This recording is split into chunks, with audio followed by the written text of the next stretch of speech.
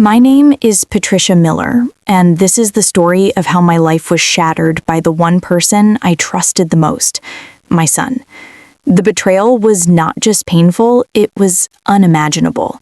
I never thought in a million years that I'd be telling you this, but here I am, trying to make sense of a betrayal that cut deeper than any knife. It started on a quiet, ordinary afternoon. I had been away for a week-long work trip, something rare for me. As a school teacher for over 30 years, my life revolved around routine. I wasn't used to taking time for myself, but this trip was different. I needed a break. I needed time away from the house. I needed time away from the constant hustle of life. But when I walked through the door, something wasn't right.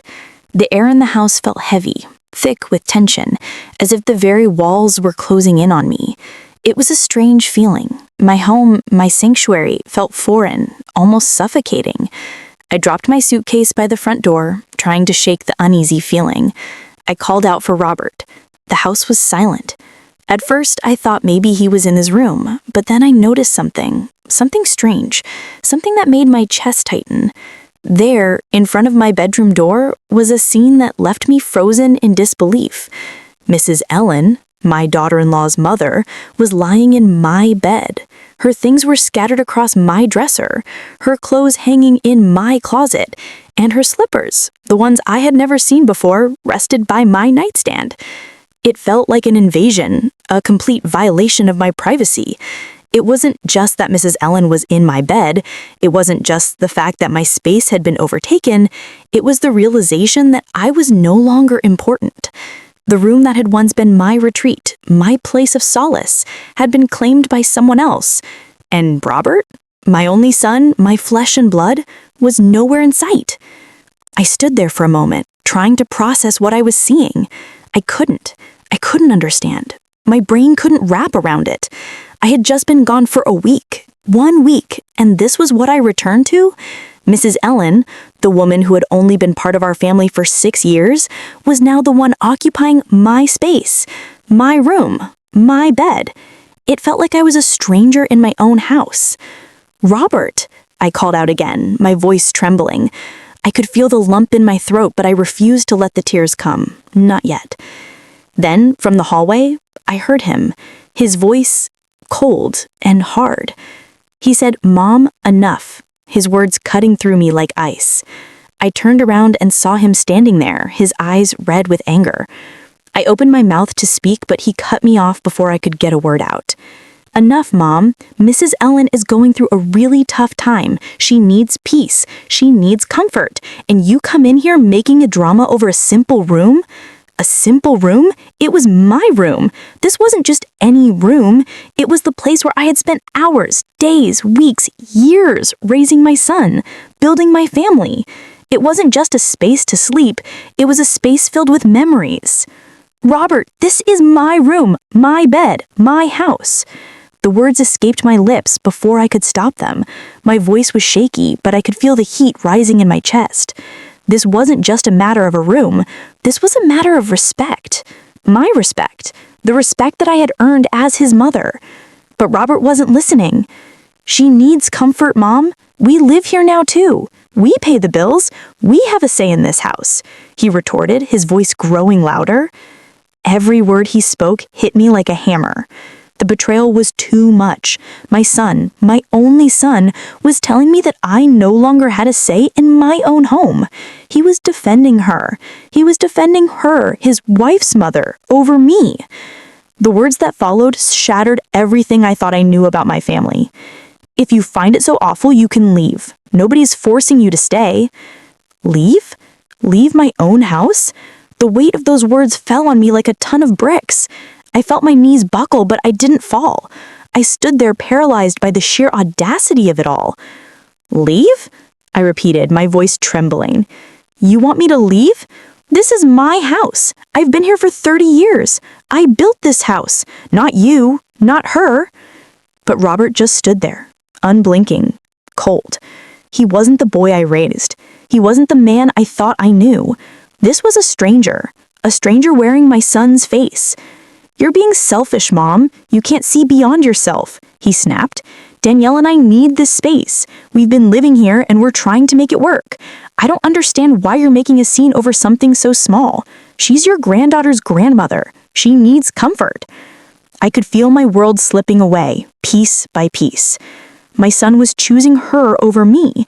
He was choosing his wife's mother over the woman who had raised him, who had spent sleepless nights taking care of him, who had held him when he was sick, who had done everything for him, and now he was telling me to leave my own home? Every word he said felt like a betrayal. But the hardest part was realizing that I wasn't just a guest in my own house. I wasn't wanted here anymore, and I had to face the painful truth that I wasn't even respected, not by my son. Not by anyone. In that moment, I knew something had to change. I wasn't going to be a doormat. I wasn't going to let them walk all over me. If they wanted me gone, then fine, I would leave. But I would do it on my terms. I would fight for my place in this house. I would fight for my dignity. But first I had to let them see what it felt like to take everything away from someone. I had to let them feel the consequences of their actions. The drive to my daughter-in-law's house the next morning felt like the longest of my life. I kept my eyes fixed on the road, the familiar streets of our town passing in a blur. It was hard to focus. My mind was still tangled, my mind in a haze of anger and confusion. I could feel the sting of my son's words echoing in my mind, reverberating with every turn of the wheel. The more I thought about it, the more I realized that this wasn't just about a room. It wasn't just about a misplaced sense of space or comfort. This was about control. Danielle, Mrs. Ellen, as I now found myself calling her, had systematically pushed me out. She hadn't just taken my room, she had taken my place in this family. When I arrived at their house, it was eerily quiet. There were no sounds of laughter, no noises of life. The home that had once felt warm and welcoming now felt cold. It was as if the walls had absorbed the betrayal, the anger and the resentment that hung heavy in the air. I felt the weight of it pressing down on me with every step I took. Danielle opened the door with a forced smile, but it didn't reach her eyes. Her eyes were hollow, distant, as though she was trying to appear unaffected, but I knew better. She was scared. She was scared because she knew what she had done. She knew she had gone too far. "Hi, Patricia," she said, her voice tight with strain. I couldn't even bring myself to respond at first. Instead, I walked past her and into the house. I didn't wait for an invitation. I didn't need one. This was my home too, after all. Or it used to be. I made my way into the living room, my footsteps muffled on the soft carpet. As I stepped through the door, I was met with the sight of Mrs. Ellen, her face just as smug as I remembered it, sitting in the armchair that I had claimed as my own for years. The sight of her made my blood boil. She was in my space, and the audacity of it all felt suffocating. "Patricia, you're here," Mrs. Ellen said, her voice dripping with a false sweetness that only made my stomach turn. I swallowed the lump in my throat.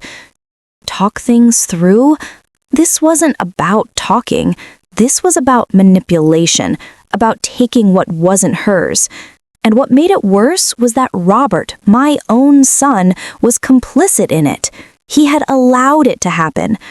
Worse still, he had been the one to tell me to leave. "Where's Robert?" I asked, my voice barely above a whisper. "He's upstairs," Danielle replied, her voice quieter now.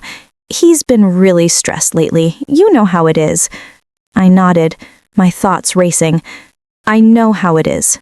How could I forget? Danielle shifted uncomfortably on the couch. There was an awkward silence, one that seemed to stretch on forever before she spoke again. "Listen, Patricia, I know you're upset, but I don't think we should make a scene. Let's try to be reasonable about this." Her words were calm, but the defensiveness in her tone made it clear that she was anything but calm. She was just as trapped in this situation as I was, and she knew it. I met her eyes then, steady and firm. "Reasonable. You've been unreasonable from the start. This isn't about a room. It's about everything you've done to push me out of my own life, my own family."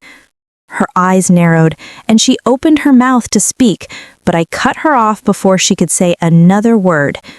"You know, Michael and I built this house. We didn't just build it for ourselves. We built it for our family.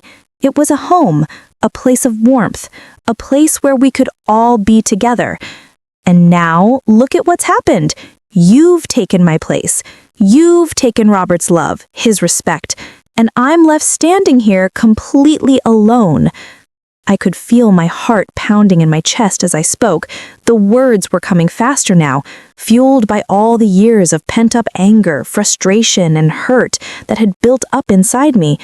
But deep down, there was a part of me that still hoped Robert would walk through that door and stop this madness. He hadn't. He was upstairs, avoiding me, probably too afraid to face the reality of what his wife had done. Or worse, too blinded by her manipulation to see the damage she had caused. Just then, I heard the sound of footsteps on the stairs. My heart skipped a beat. For a moment, I thought it was Robert, but when I turned around, it wasn't him. It was Mrs. Ellen's smug face appearing in the doorway. "Patricia, I think it's time for you to go," she said, her voice steady, but with a certain air of finality that made my blood run cold. My hands clenched into fists at my sides. "I'm not going anywhere until Robert and I talk," I said, my voice low and unwavering. "This is my house. I've been part of this family long before you ever stepped foot in it." Mrs. Ellen chuckled, as if the whole situation was some kind of joke. "Don't you get it, Patricia? This is no longer about you. This is about what's best for Robert and his family. You're just in the way." The words cut through me, but I didn't let them show. Instead, I stood up straight, shoulders squared, and said the one thing I knew would shift the entire dynamic. "I'm not in the way, Mrs. Ellen. You are." At that, I turned and walked out of the living room. I couldn't stay here, not with her watching me, not with her thinking she had won. She thought she had the upper hand, but what she didn't realize was that I wasn't going to let them take everything from me. I had spent years building my life, raising my son, and I wasn't going to stand by while they tore it all down. I walked up the stairs, my heart racing as I approached Robert's door. I knocked. Once, twice. The door creaked open, and there he was, standing in front of me. His eyes were swollen, his face pale, and I could see the guilt written all over his features. "Robert," I began, my voice soft but firm, "we need to talk." His lips trembled as he looked at me, but he didn't say a word. I stepped into the room, and we stood there in silence for a moment, both of us trying to figure out where to begin. The tension in the room was suffocating, but I couldn't back down now. "Why, Robert?" I asked, my voice breaking with the weight of the question.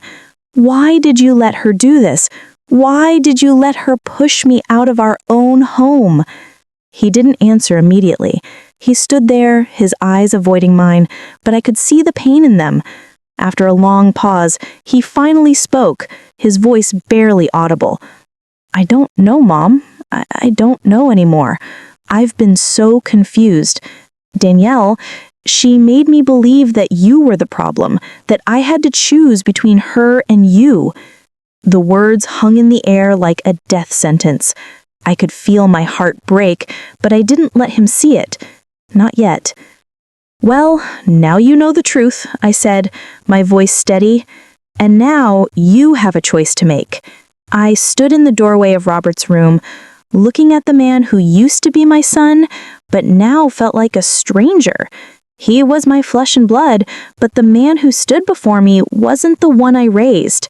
The boy who used to cling to me, who once found comfort in my arms, had turned his back on everything that mattered for the sake of a woman who had no respect for him or for me. I wanted to scream, to shake him, to make him understand what he was doing, but I held back. Robert wasn't a child anymore, and I wasn't a young mother who could shield him from the world's cruelty. He had made his choice, and I had to let him live with it. "I never wanted to come to this," I said, my voice trembling with the weight of everything I was holding back. "But I'm done, Robert. I've had enough. I didn't ask for this. I didn't ask to be treated like I'm worthless."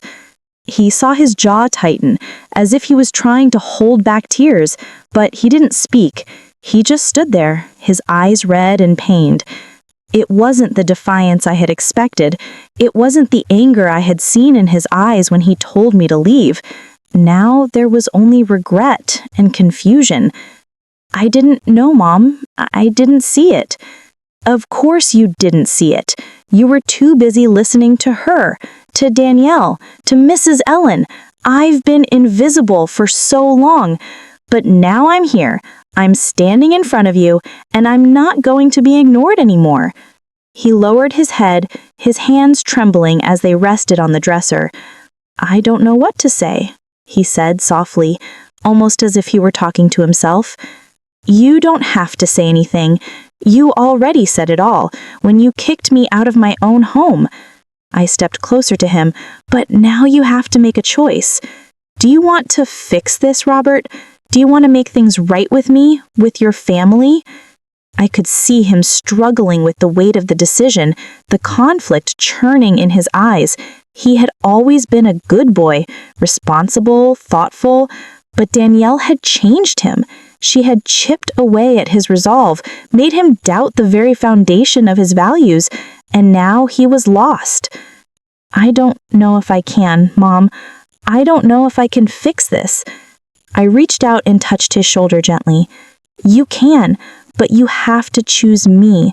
You have to choose what's right. For a moment, there was a silence between us, heavy, thick with unspoken words. But as I stood there, waiting for him to respond, I realized something. It wasn't just about him. It was about me, too. It was about me reclaiming my life, my dignity, and my peace. You know, I spent my entire life giving, for you, for your father, for this family, and I don't regret it. But I do regret one thing. I regret letting someone else take what was mine. I regret not fighting sooner for myself. But I'm done being the victim, Robert. I'm done waiting for you to choose me. I'm choosing me now. Tears welled up in his eyes, and for the first time in what felt like forever, I saw the boy I raised. The boy who used to run to me after school, who would cry when he scraped his knee, the boy who would hold my hand through thick and thin. He barely whispered, Mom, I don't know what I was thinking. His voice thick with emotion. I was so blinded by everything, by the fear, by the guilt. I thought I had to choose her over you. But you're right. You're my mother. You gave everything for me, and I should have known better. He stepped forward, his arms open. I'm sorry, Mom.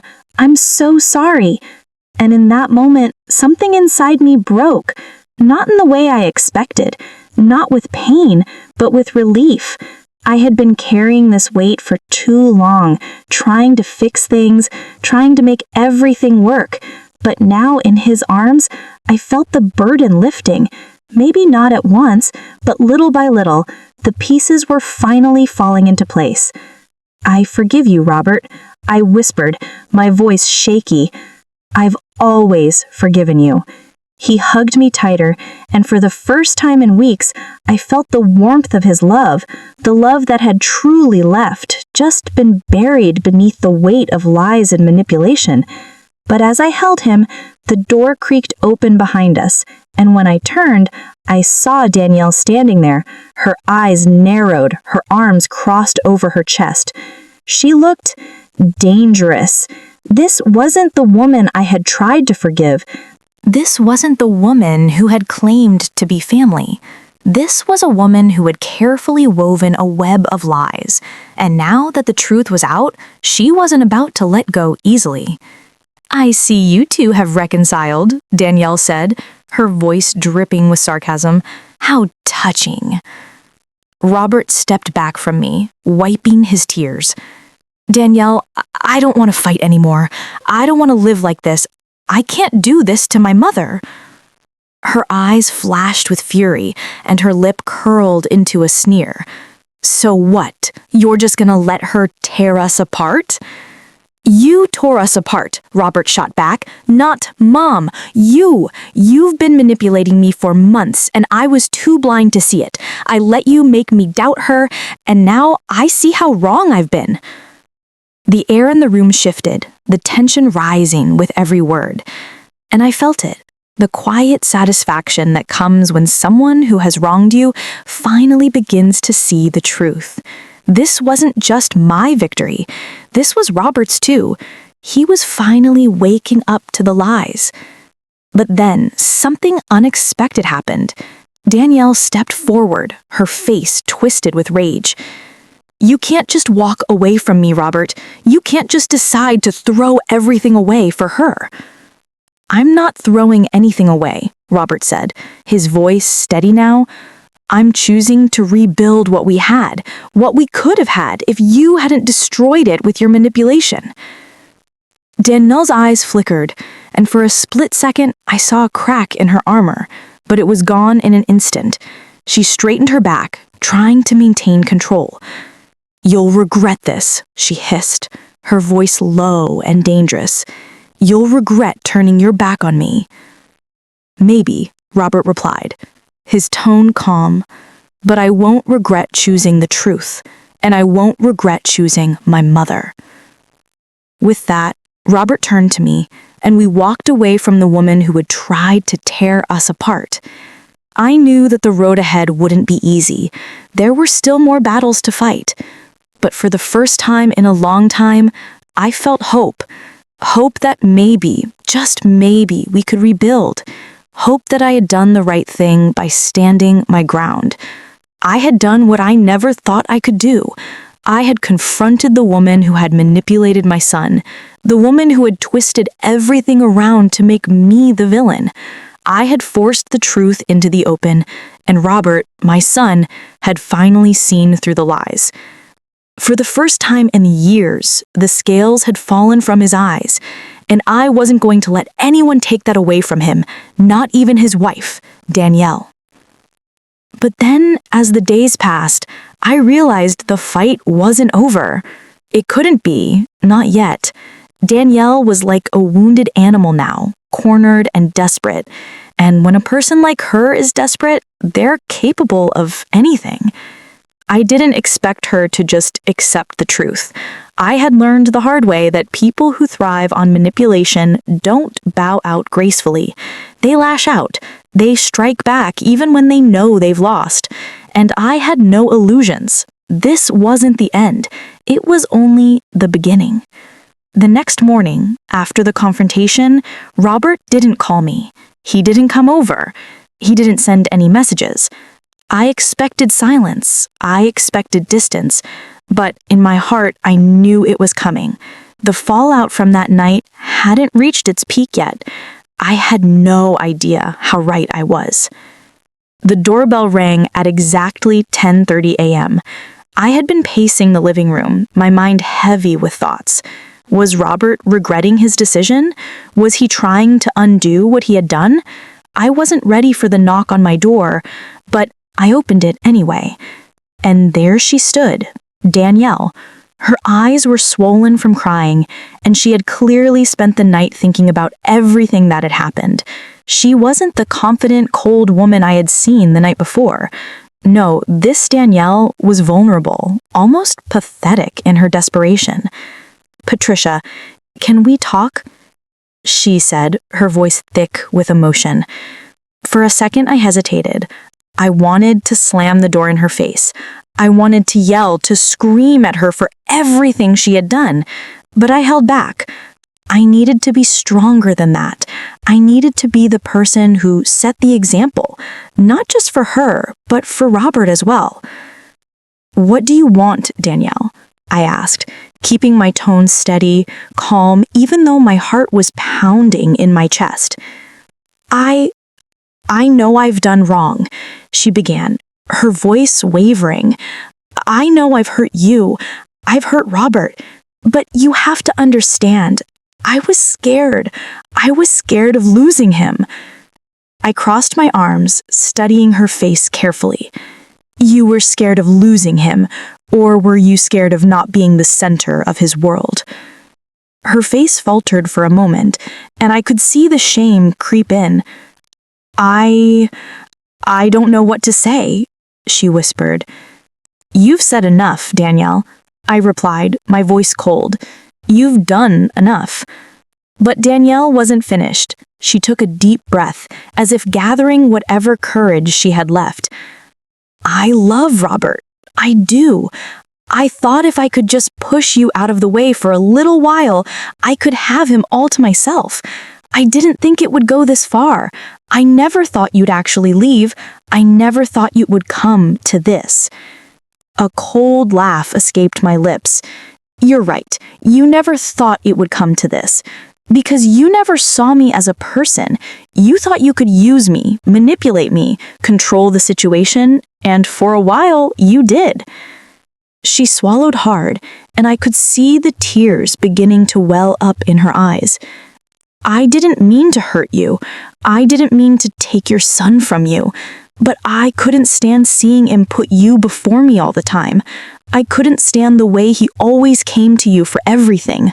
I needed him. I needed to feel like I mattered. I felt a pang of sympathy, but it was quickly swallowed by the anger that had been simmering inside me for days. You've been playing a dangerous game, Danielle, and now it's time for you to face the consequences of your actions. I know, she said softly, but you need my help, please. I need Robert to come back to me. We need to fix this. I don't know how to fix it without you. I couldn't help but notice the change in her. She wasn't just pleading for her marriage anymore. She was pleading for me, for forgiveness, for understanding, for some kind of peace. But I had no peace to offer her. I had none left to give. Danielle, I said, my voice firm, you've already done too much damage. You don't get to decide when the damage is undone. You can't just erase the hurt you've caused. You can't fix this with a few words, a few tears. It's going to take more than that. I stepped back, preparing to close the door. You can't just walk into my life and expect things to go back to normal. You've already ruined that. And I'm done being your scapegoat. I'm done being the one you blame for everything that goes wrong in your life. Her face turned pale, and she opened her mouth to say something, but I stopped her. Go, Danielle, I said coldly. Go back to Robert, but know this. You've already lost me. You've lost his trust, and you've lost your chance at redemption. There's no coming back from this. As I closed the door, I felt a strange mixture of satisfaction and sorrow. I wasn't doing this because I wanted to hurt her. I was doing this because I needed to protect myself. I needed to protect the person I had been ignoring for so long. The woman who had always put others first. The woman who had lost herself in the process. The next few days were filled with uncertainty. I didn't know what would happen next. I didn't know if Robert would return to me. I didn't know if Danielle would come back or if she would finally admit her wrongdoings. But what I did know was this. I wasn't going to let their manipulation control me anymore. I wasn't going to let my son choose between me and his wife anymore. And if I had to fight for it, I would. I would fight for my family. I would fight for my dignity, and most importantly, I would fight for the truth. The day had finally arrived.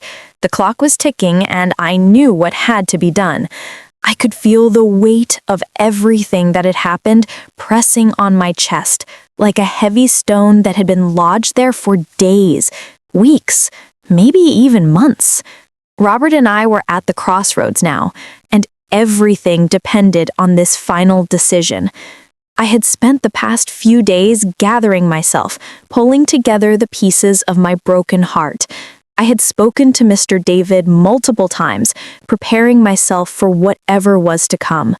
But despite the preparations, I couldn't escape the gnawing feeling of uncertainty that lingered. Robert hadn't called since that night. The last conversation we had left an aching silence in its wake. and I didn't know if he was waiting for me to make the next move or if he was still wrestling with his emotions.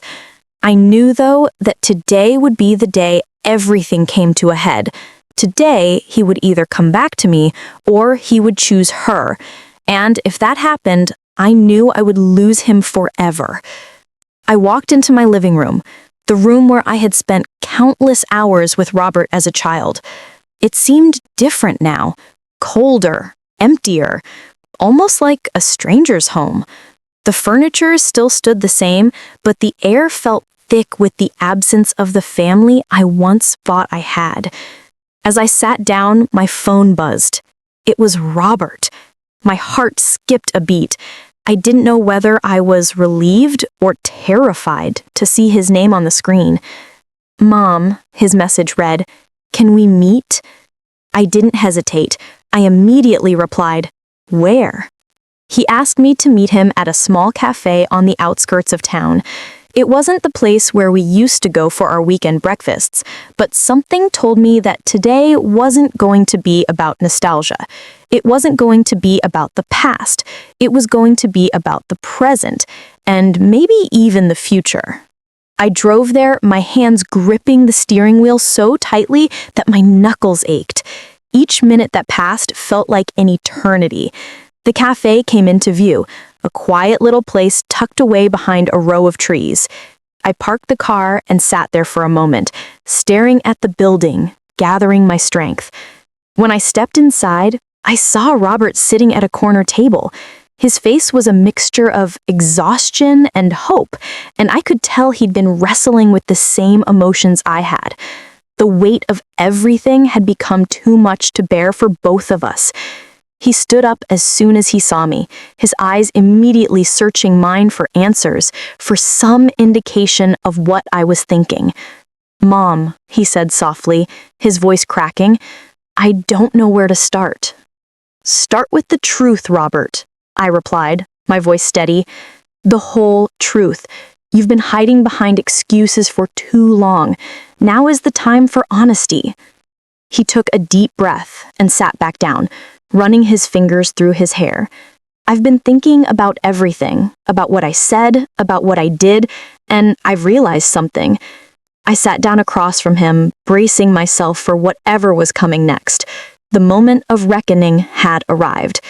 "I've realized that I've been manipulated," he continued, his voice filled with a mixture of shame and frustration. "I've let Danielle fill my head with lies about you. I've let her convince me that you were the problem, when in reality, it was her all along. It wasn't you, Mom. It was never you." I felt a tear slip down my cheek, but I didn't wipe it away. For the first time in a long time, I felt like I could breathe again, like I wasn't fighting a battle that had already been lost. "I'm sorry," he whispered, his voice cracking under the weight of his words. "I'm so sorry for everything I said to you, for kicking you out, for making you feel like you didn't matter. You've always been there for me, and I've treated you like a stranger. I don't know how to fix it, but I'm going to try." I couldn't believe what I was hearing. My son, the boy I had raised, the boy I had loved unconditionally, was finally seeing the truth. The fog had lifted from his eyes, and he was acknowledging the damage that had been done.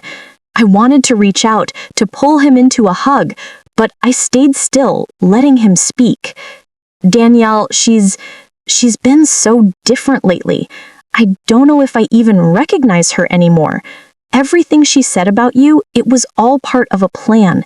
She's been working on me for months, planting ideas, sowing doubt, and I let her." The hurt in his eyes was undeniable, and it ached me.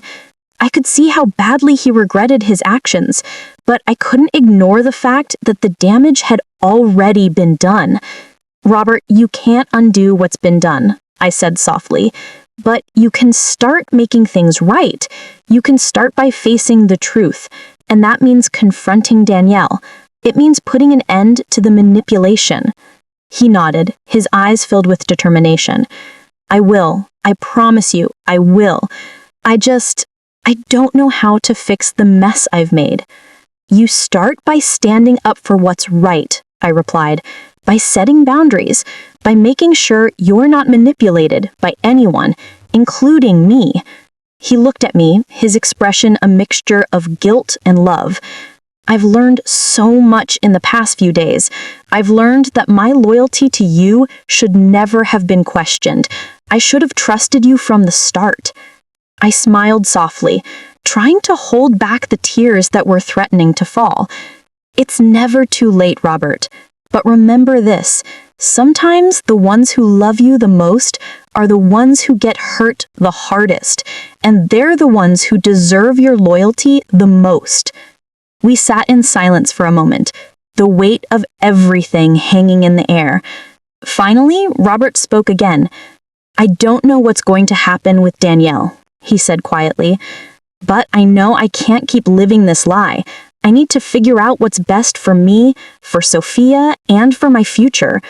You need to figure out what's best for you first, I replied firmly, and that means making the hard choices. Don't let anyone dictate your path, not even her. Robert nodded, his face filled with a mixture of sadness and resolve. I'm going to fix this, Mom. I promise you. I'm going to fix everything. I reached out and placed my hand on his. You don't have to fix everything today, Robert, but you have to start somewhere, and that's all that matters right now. The rest of the conversation passed in a blur. We talked about the future, about boundaries, about the things we needed to do to rebuild what had been broken. We didn't have all the answers, but for the first time in a long time, I felt like we were moving in the right direction. As I left the cafe, I couldn't help but feel a strange sense of peace. Robert was finally seeing the truth, but I knew this wasn't over, not by a long shot. The road ahead was still uncertain, still full of twists and turns, but for the first time, I felt like I wasn't alone in this fight. My son was fighting with me, and together we would face whatever came next.